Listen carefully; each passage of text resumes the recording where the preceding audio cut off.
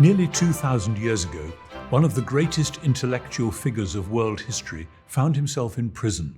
It was a dark and difficult moment, but included in the letters he wrote from prison are two short but powerful poems which beautifully distilled the faith and hope by which he lived.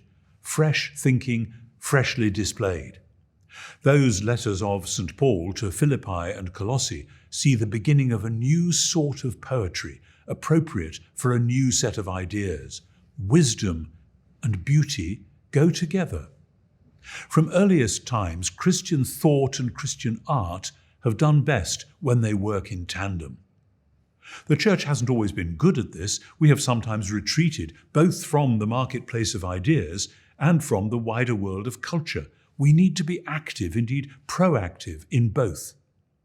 That's why I'm encouraged by the task that Wycliffe Hall has set itself to foster a new renaissance of Christian scholarship and culture. Christian scholarship, because ideas have legs. What is taught and thought in the universities today is what people will believe on the streets in a few years' time.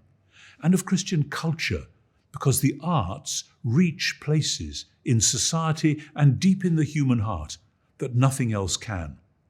Paul's two great poems focus on Jesus and his death and resurrection. Those events carry the promise of new creation, launched by Jesus himself and then bursting out afresh again and again.